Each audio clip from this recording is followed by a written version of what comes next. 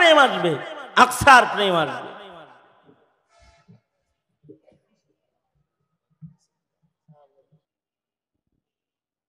আমাদের সামনে এখন সংক্ষিপ্তভাবে দু চারটি কথা বলবেন মুবাল্লিগ ইসলাম আল্লামা মুফতি নজরুল ইসলাম কাসেমি দামাত বারাকাতুহুম।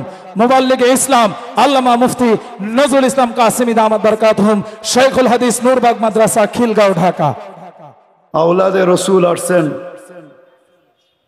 ওনার থেকে আমরা কথাও শুনবো আর দোয়াও নিব, কিন্তু ওনার অনুমতি সাপেক্ষে अगर इजाजत हो तो दो बात कर दूं। যদি इजाजत হয় তাহলে দুইটা কথা বলতে পারি। जो मुझको बात करनी है वो भी आप ही करिए। 4 मिनट बात करते हो जो আসলে আদব এটাই যে রাসূলুল্লাহ সাল্লাল্লাহু আলাইহি ওয়াসাল্লাম যদি এখানে বসা থাকতেন তাহলে মনে হয় আমাদের কারো আওয়াজই চলতো না। ওনারই বংশধর,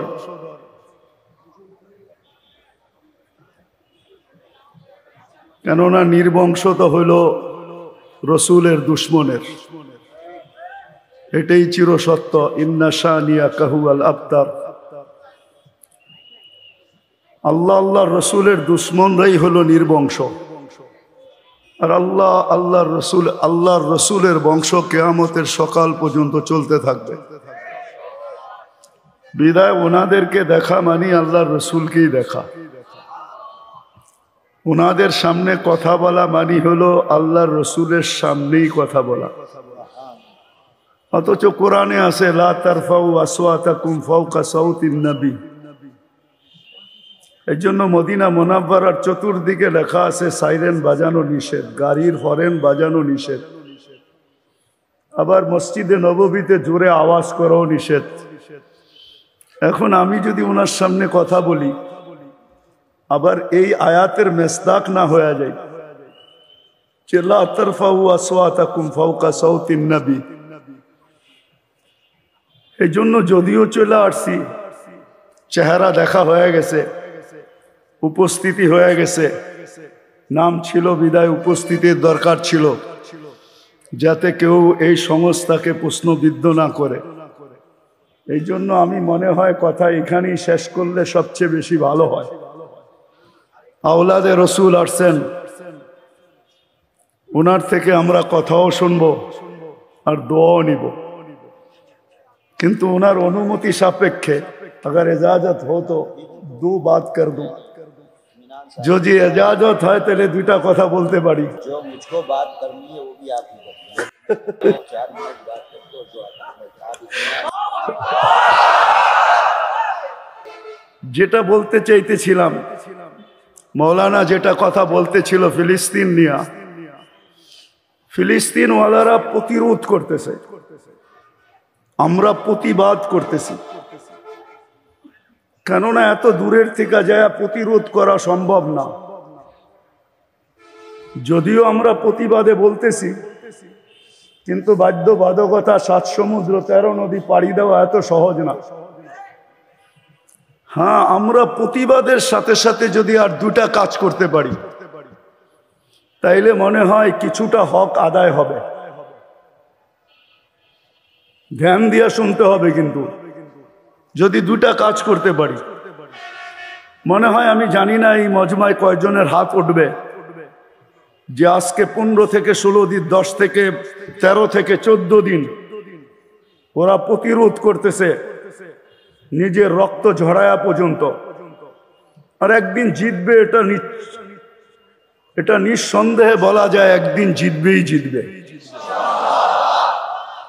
কালিমাতুল্লাহি হিয়াল উলিয়া, আল্লাহর ঝান্ডাই উপরে থাকবে, এটা চিরসত্য।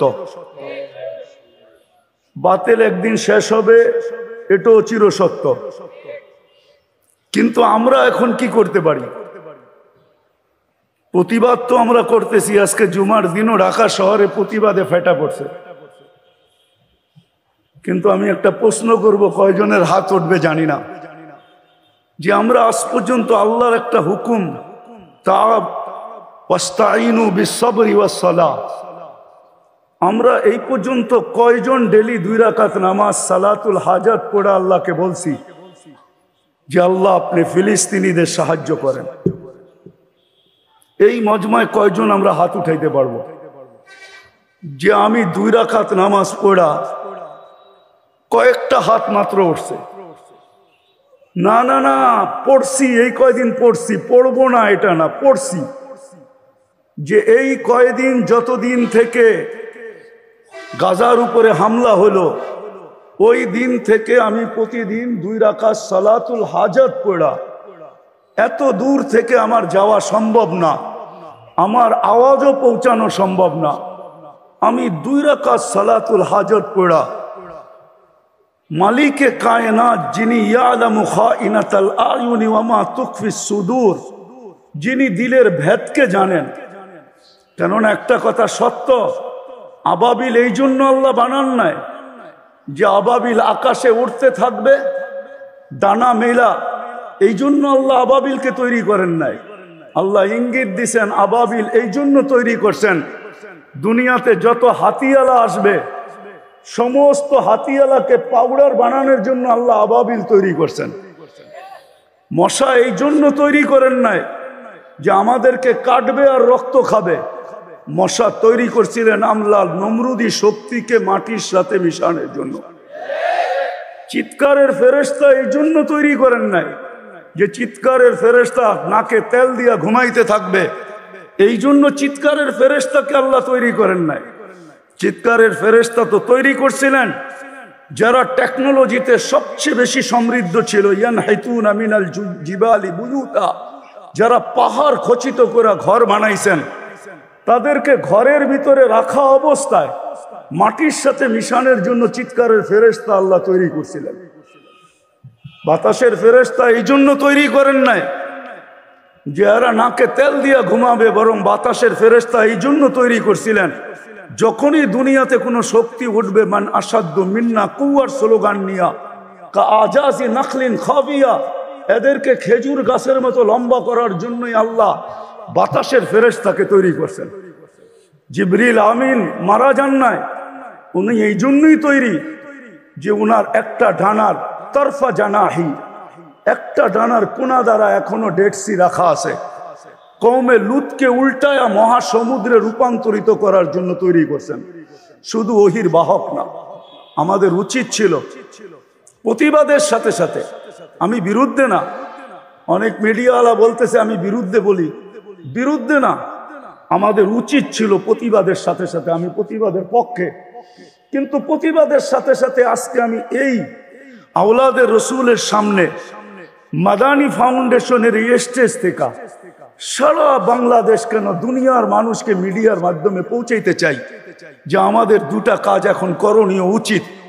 একটা হলো প্রতিবাদের সাথে সাথে, যদিও আমরা জানি প্রতিবন্ধকতা বহুত আছে, বললেই তো হয় না, মুখ দিয়া সবকিছু হয় না, কলের কাম বলে হয় না, কলের কাম বলে হয় না, এটাই সত্য মানতে হবে, বিবেক দিয়ে কাজ করতে হবে। কেননা আমি হযরতের সামনেই বলতেছি, দীর্ঘ 6 বছর পর্যন্ত আরশাদ মাদানী মদ্দাদিল্লুহুল আলীর সাথে আমার সফর হইতেছিল আমেরিকাতে। তো হযরত বারবারই একটা কথা বলতেন, আমার ওস্তাদ, আমি তিরমিজি সানি ওনার কাছে পড়ছি, তো হযরত বলতেন তোমারে ওলামা ইকরাম আকল সে কাম কেউ नहीं लेते। হযরতের কথাটা আমার দিলে গেঁথা গেছে যে আমাদের জোশে কাম চলবে না, আমাদেরকে পুরা জাতির কাছে মেসেজ দিতে হবে, মুসলমানের কাছে, যে আমরা রাত্রে উঠি বা দিনের প্রহরে 2 রাকাত সালাতুল হাজত পড়ি। কোরআন সত্য, চিরদিন সত্য থাকবে। ওয়াস্তাঈনু বিস-সাবরি ওয়াস-সালাহ, 2 রাকাত নামাজ পড়ি। আমরা কিচ্ছু করতে পারতেছি না, রক্ত ক্ষরণ হইতেছে, কিন্তু এই বিশাল তোলাবা ওলামাদের মজমা, আম পাবলিকের মজমা খুব কম এখানে দেখতেছি।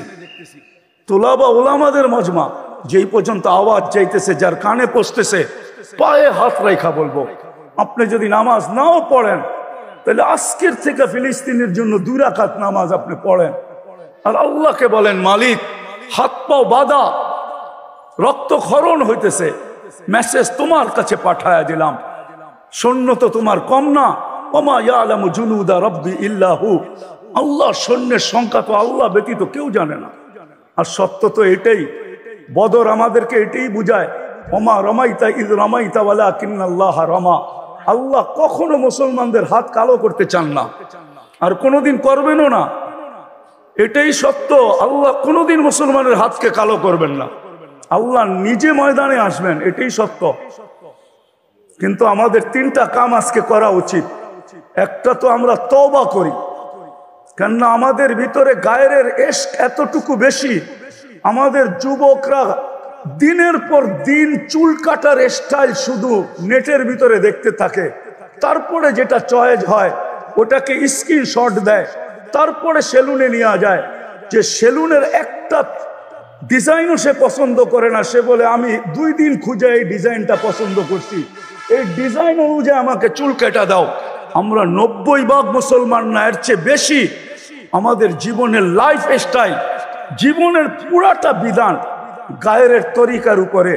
কতদিন মোহাম্মদুর রাসূলুল্লাহর বিরোধিতা করব, কতদিন আল্লাহর বিরোধিতা করব, আর দোয়া করব যে আল্লাহ আমাদেরকে সাহায্য করুক। আল্লাহর বিরোধিতা করব আর সাহায্য করবে, এটা কোনোদিন আশা করা যায় না। এই জন্য উচিত আজকে আমরা এই ময়দান থেকে আওলাদের রসুলের সামনে আমরা তওবা করব যে আজকের থেকে গায়ের তরিকার থেকে তওবা করলাম। 200 কোটি মানুষ যদি আজকে ইন্টারনেট ব্যবহার করা ছেড়ে দেয়, কালকের থেকে সারা দুনিয়া সোজা হয়ে যাবে। 200 কোটি মুসলমান যদি শুধু ইন্টারনেট ব্যবহার ছেড়ে দেয়, ডেলি কত পয়সা যায় ওদের খাতায়। ইন্টারনেট কোন জায়গার? আমেরিকার। হেডকোয়ার্টার হলো ইসরায়েল, ইসরায়েলে সমস্ত পয়সা যাইতেছে। শুধু যদি ইন্টারনেট ব্যবহার ছেড়ে দেয়, আজকে আমরা গুনার থেকে তওবা করি, ডেলি 2 রাকাত নামাজ পড়ি।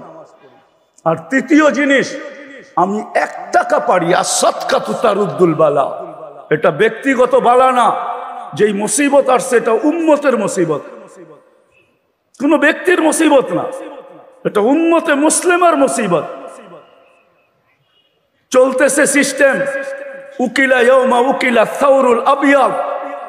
এটাই সত্য, যেদিন বাইতুল মাকদাস খায়া ফেলবে ওই দিন বাকি মুসলিম বিশ্ব খাওয়া হয়ে যাবে, এটাই সত্য। এটার জন্য তৃতীয় জিনিস, আমরা আজকের থেকে 1 টাকা ডেলি ফিলিস্তিনিদের জন্য সদকা করব।